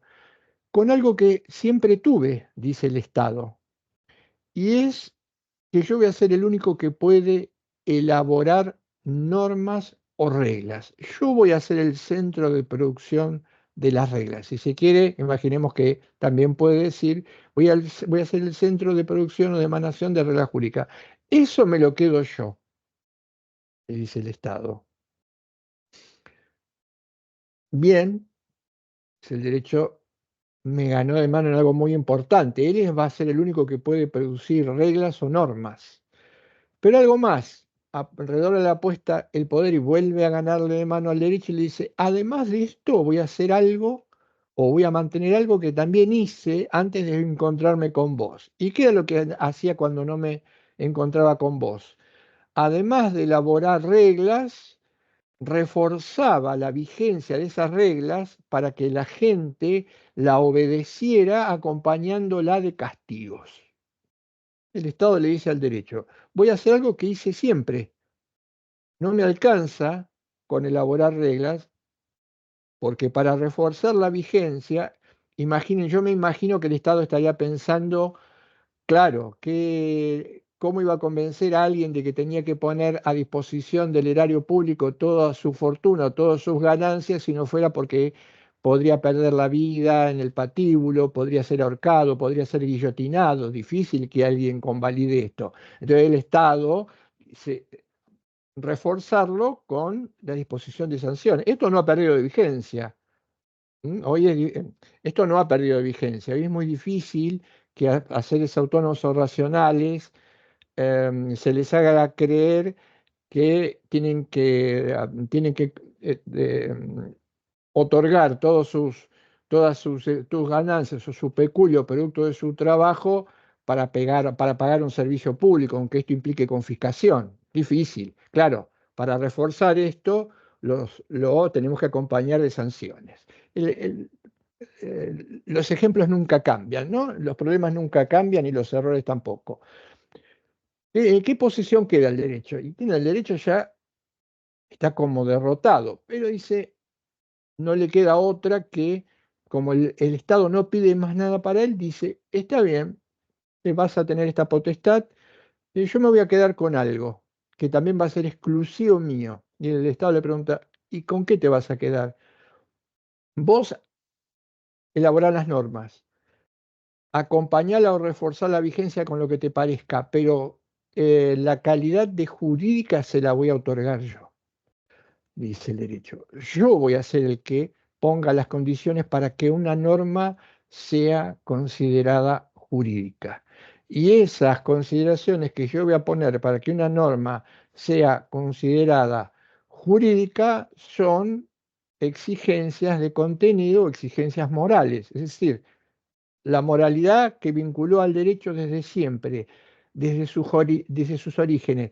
Por eso tiene razón Héctor cuando dice que un mandato solo puede ser considerado como jurídico en estas condiciones por rasgos que son completamente distintos o independientes o diferentes a que los produzca el Estado y acompañe o refuerce la vigencia de sus disposiciones con sanciones. Pero acá me quiero detener en esto, porque acá hay un punto importante, más allá de que lo estamos conectando. Porque cuando nosotros ponemos todo el acento en esta diferencia entre poder y derecho para que no se confundan, ponemos todo el acento en que alguien que se prepara en derecho tiene que entender la diferencia entre obligatoriedad, que es parte del derecho, e imposición o coactividad, que es parte del poder. No hay ingenuidad en esta propuesta. ¿Qué significa que no hay ingenuidad? Nosotros no decimos que no exista la coacción, porque a veces de alguna manera se malinterpreta, no sé si con intención o no, lo que uno cuenta. Nosotros bajo ningún punto de vista estamos negando la coactividad o la coacción. No estamos diciendo en la sociedad no hay coactividad, no hay coacción. No, porque esto sería un despropósito absoluto. Estamos diciendo una cosa diferente y que es sí cierta o verdadera, que la coacción o la coactividad como fenómenos presentes en la sociedad no se corresponden con el derecho, se corresponden, existen y están, por esto que estamos contando, con el cuadro, con lo que conté Paula y con esta novelita, porque vienen del Estado. Pero para entender esto hay que entender la génesis del Estado de Derecho. Y precisamente porque no percibimos la confusión. Hace un tiempo se me ocurrió a mí qué imagen podría dar humanamente hablando para que se entienda cómo pueden confundirse dos polos opuestos o contradictorios que empiezan a convivir juntos. Y lo llevé del lado de una convivencia, que tuvieran que convivir, estuvieran necesariamente que convivir, porque no lo querrían de motu propio, dos personas, una de las cuales fuese manifiestamente agresiva y la otra fuese manifiestamente pacífica. Evidentemente las diferencias se van a notar desde el primer día, pero la convivencia forzada, difícil, crítica, con el tiempo, ¿qué va generando? Y va generando algo que no se ve y que tampoco se ve en los dos paradigmas. De alguna u otra manera, ciertas características que tiene la persona marcadamente agresiva se van a ir incorporando en el talante de aquella que es manifiestamente pacífica, por lo que fuere, repetición, costumbre, incorporación, asimilación, lo que fuese. Y algunas notas de la persona extremadamente pacífica pasarían a la persona extremadamente agresiva. Lo cual implicaría que probablemente cuando alguien tenga que definir a la persona manifiestamente agresiva o a la persona manifiestamente pacífica, no sea capaz de detectar esa asimilación que lleva la convivencia de dos polos que son diametralmente opuestos.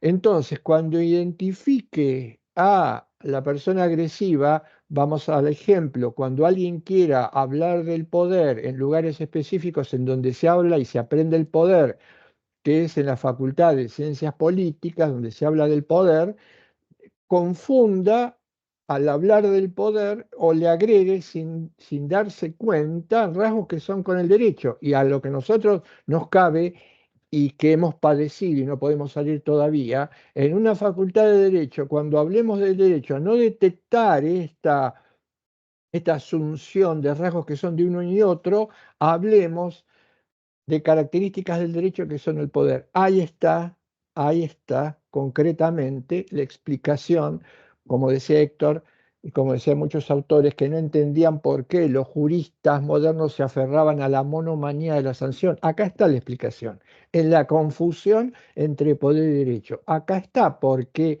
la coactividad, que es un rasgo del pensamiento jurídico moderno que inicia con Kant, aparece como dato indeleble, indebidamente del derecho a partir del siglo XVII y XVIII. Acá está la explicación. Pero la coactividad, como estamos viendo, obedece a que en ese toma y daca de competencias, el Estado sigue haciendo lo que hacía cuando era un Estado, vale la expresión, puro. Y el derecho intenta hacer lo que hacía, vale la expresión, cuando era puro, sí, calificar como jurídico algo, no por el hecho de que se lo ponga o que se sancione, sino por características materiales. Y dentro del Estado de Derecho Legal está también, como marcamos con la filmina, está otro punto crítico que queda subsumido, que es la ley. Porque ¿qué pasa con la ley? La ley la produce el poder legislativo, que es una función del poder del Estado, que está en la parte orgánica de la Constitución. El poder legislativo se arroga el poder de legislar, única fuente de producción jurídica. Pero la ley tiene que ser ley jurídica. Y acá la confusión hace que usemos, nos acostumbramos a usar mal los términos, como siempre. Entonces decimos ley jurídica. Un momento, ¿dónde está el sello que dice que esa ley es jurídica, que es independiente de que sea ley? Y no está. Porque es ley es jurídica. No, porque es ley no es jurídica. Porque ¿qué pasa? Como la ley, dijimos, la usamos, la forma de gobernar del último siglo ha llevado a utilizar la ley como una herramienta para la gobernabilidad. ¿Qué pasa? La ley es como una especie de caja vacía. Entonces, ¿qué hace el poder político cuando la elabora? ¿Qué debería hacer? ¿O qué hace que debería hacer? Vamos a ver qué pasa de todo esto. lo primero que debería incorporar son exigencias morales para que esa ley se convierta en una razón o en un motivo para actuar o decidir por parte del sujeto y cumplirla. Pero lo que suele hacer es incorporar contenidos, como decíamos con la filmina, de poder, contenidos políticos que hacen a la gobernabilidad, razones de Estado. Esa es la expresión que usa Negri. Y luego incorpora datos que no tienen un componente, son adiáforos. Adiáforos es que no tienen valor, cuestiones de procedimientos, cuestiones temporales. Y la ley se va llenando y todavía no aparecen los contenidos morales. Tenemos razones de Estado, tenemos razones que son adiáforas y en última instancia podemos tener o no estas cuestiones valorativas. En la práctica vemos muchísimas veces, inclusive en la actualidad con un ejemplo muy reciente, leyes que no tienen el más mínimo contenido moral o valorativo. Al contrario, son un compendio de arbitrariedades, internamente hablando, dentro de la ley. ¿Mm? Decía Santo Tomás de Aquino, decía que si bien era posible, él marcaba esto, si bien es muy difícil que una ley sea técnicamente una perfecta traducción del derecho, ya existían leyes arbitrarias o inequívocas, probablemente había que, en principio, respetarlas porque Santo Tomás pensaba, si hay muchas leyes arbitrarias y no las cumplimos, un rasgo para que el tejido social se sostenga es el cumplimiento de la ley. La anomia de la ley perjudica a una sociedad. Entonces él decía, salvo que fuesen manifiestamente oprobiosas, el criterio es respetarlas. Claro, y llega un momento que se puede producir una paradoja o un callejón sin salida. Debemos cumplir las leyes, pero la cuestión es cuando se muestran manifiestamente arbitrarias. En última instancia, si empieza a jugar nuestra fase o dimensión racional o nuestra autonomía, lo que vamos a tratar es de incumplirla. ¿Mm? Insisto, leyes que se supone condenan a parte del grupo que ni siquiera son igualitarias a tener que sufragar poniendo más allá del 70-80% de los ingresos en pagar un impuesto o un servicio, lo que es manifiestamente inconstitucional, arbitrario, y utilicemos todos los adjetivos que podamos encontrar, no puede convocar nunca esa aceptación y cumplimiento. Pero entonces, de alguna manera nos impulsan a incumplir la ley, pero podemos caer entonces en una trampa, porque el incumplimiento de la ley debilita necesariamente el incumplimiento de la ley cuando la ley es una ley de poder, no cuando es una ley jurídica. En estas circunstancias podemos llegar, o se nos plantea un callejón sin salida. Por eso mencioné la frase de Couture. Y la moralidad tiene que ver precisamente con esto. Se va diluyendo un dato fundamental, que es la justificación. Una ley tiene que estar justificada, una sentencia tiene que estar justificada. Pero si le damos todo el peso a las cuestiones fácticas de poder, por ejemplo, la sentencia gira alrededor en última instancia si es una sentencia no ajustada a derecho, a que tenemos la posibilidad de ejecutar la misma, ¿a qué estamos recurriendo? Estamos recurriendo al ejecutar una sentencia al poder, a la parte del poder, al poder político, a una cuestión de facto, fáctica, que ya no tiene nada, no tiene que ver con el derecho. Y la sentencia misma se debilita. Una sentencia que no es justa se debilita necesariamente, pero no es justa porque sea elaborada de manera lógica. Esto es lo que produce la amoralidad. Volviendo a la época de Kant, lo moral tiene que ver con el fuero interno, el derecho tiene que ver con el fuero externo. No, no, no. Como dice Héctor, se puede lograr esto de una manera diferente que no dañe la moralidad. Entonces, terminamos convalidando leyes y sentencias que, por supuesto, su componente de justificación y de obligatoriedad pasa a un segundo lugar. Y en esto ya estamos confundiendo nuevamente el poder con el derecho. Le estamos abriendo la puerta nuevamente a que la coactividad derrame y desplace completamente algo que entonces ya no nos pone en presencia de un sistema jurídico, sino un sistema de poder. Y ese peligro está a la vuelta de la esquina, permanentemente. Una cuestión más que habrá que pensar o revisar y que hay que problematizar en esta puja entre poder y derecho. Nosotros tenemos la Constitución. La Constitución es una norma jurídica, pero la Constitución muchas veces tiene los mismos defectos que tiene la ley. Yo me preguntaría, yo me preguntaría lo siguiente: ¿cómo es posible o cómo se explica y después cómo se justifica que una expresión de derecho como la Constitución contenga o hacia adentro tenga un caballo de Troya? ¿Saben? La mitología griega, el caballo de Troya. El caballo de Troya es como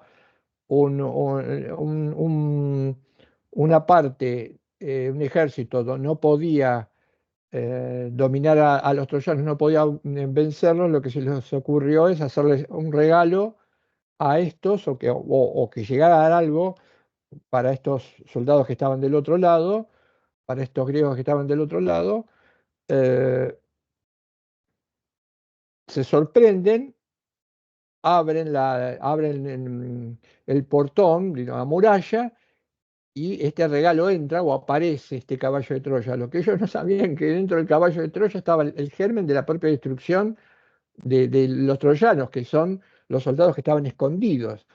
Se me viene esta imagen, ¿no? En la mitología griega. Nosotros tenemos también un caballo de Troya en la Constitución, que es el estado de sitio. ¿Cómo es posible que una disposición que tiene que ver con el poder, se suspenden todas las garantías y todos los derechos constitucionales por una cuestión de facto, un estado de vigencia, en donde pueden tomarse cualquier tipo de medida, aún en contra de las garantías más básicas de los ciudadanos? Bajo supuestos que son tan ambiguos y vagos como la ambigüedad y vaguedad de la textura nos permite, el lenguaje nos permite. ¿Cómo es posible que esté dentro de una regla que se supone es una regla marcadamente o plenamente jurídica? Esto es un dato que va a haber que revisar en algún momento. Además, tenemos también una cuestión muy delicada, que es la convalidación de la Constitución. En la práctica se hace muy difícil porque no van de consumo la parte orgánica con la parte dogmática. La parte dogmática son los derechos, pero la parte orgánica es la estructura del poder, la organización del poder. Y nosotros sabemos que la estructura de la organización del poder, que tiene muchos déficits en países como el nuestro, después va a terminar atentando contra la parte dogmática. Y es muy importante incorporar derechos en la Constitución. Lo que tenemos que revisar y modificar es la parte orgánica, porque el núcleo de la parte orgánica repele ciertos contenidos dogmáticos. El caso más importante y paradigmático son los derechos sociales. Estamos llenos de buenos derechos y derechos sociales, que después en lo concreto se repelen porque la parte orgánica, sabemos que la Constitución es una especie de refrito, copia de la Constitución de Estados Unidos, y precisamente la Constitución de los Estados Unidos, basta leer estudios de profundos conocedores al respecto para saber que esto es cierto. Tenían claves culturales diferentes. Había un prejuicio muy grande contra las mayorías, contra las asambleas. Entonces los derechos, por supuesto, libertad, igualdad y fraternidad desde el punto de vista individualista de derechos básicos, todos los derechos sociales eran resistidos. Esa es una explicación de por qué tenemos una muy riqueza variedad de derechos sociales que después en la práctica no funcionan, no funcionan. No, hay que empezar a tener en cuenta esto. Hay que también que deconstruir la Constitución. Y cierro con esto. Dice Héctor algo muy interesante. ¿No se preguntaron si existe, si se admite, si es pensable, si es posible lo inverso al estado de sitio o al estado de excepción? ¿Qué es lo inverso al estado de sitio o al estado de excepción?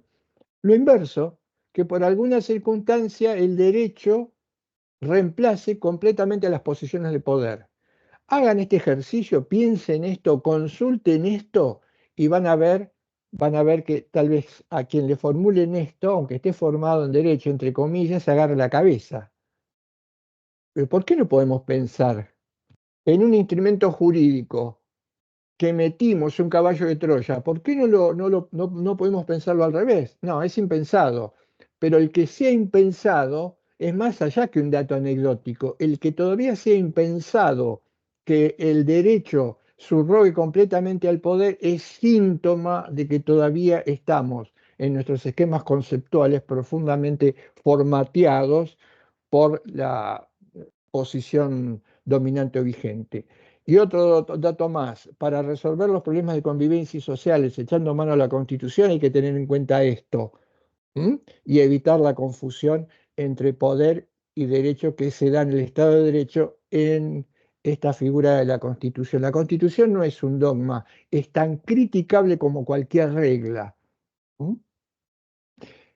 Esto es entonces, de manera sencilla y un poco novelada, como si se fuera de producto de un acuerdo real, lo que pasa en el Estado de Derecho. Y el ejemplo viviente de esa confusión. Con esto entonces cerramos esta parte cuarta del derecho y los contenidos de la tercera evaluación. Vamos a hacer un cierre en las dos clases que nos quedan. En la próxima, un cierre y algo fundamental.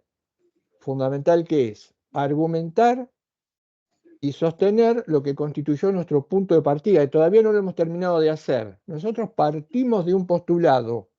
Si es real o tiene pretensiones de verdad, hay que hacer un cierre que todavía no hemos hecho. Lo vamos a hacer de la mano de Sergio Cotta, un filósofo del derecho italiano recientemente desaparecido, para que entendemos cierre el argumento completo y total. Y después reservaremos un espacio para hablar de la justicia.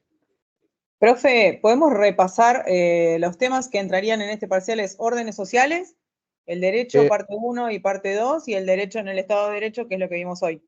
Exacto. Lo que sería, sí, lo hicimos en cuatro pasos. Cuatro pero, clases, sí, cuatro clases, sí, sí. Son 4 clases. Eso es lo que va a entrar en la evaluación del próximo lunes. Y hacemos en horario y todo igual que los otros.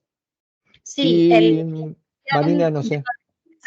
Sí, como siempre, a las 7 menos 10, pero nos encontramos 10 minutitos antes acá.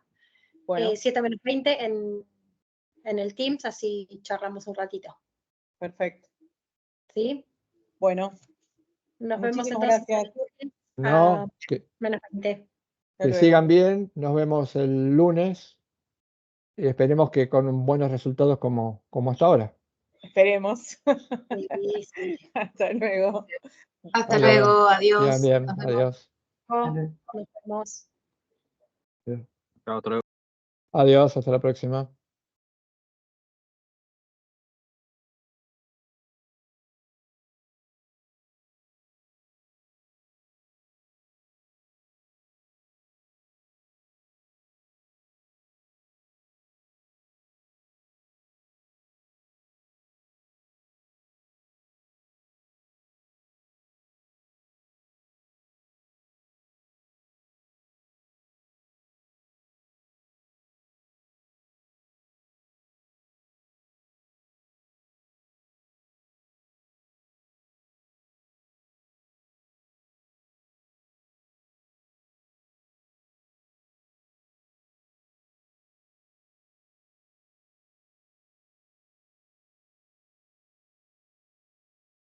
Ahí estamos. Ahí estamos. Mirá, encontré de casualidad revisando unos papeles, se me cayó una hojita con la nota de Henkel que no era ninguna de las dos que Ay, qué... es la mira. nota 25 de la página 37, la nota número 25, que es la que después se convirtió y hicimos en cuadro, pero no es la que leímos ni la que yo les dije ni nada, no importa. A ver, la nota. Fíjate la página 37. Mari, frená la grabación. Menos mal. Bien. Fíjate en la página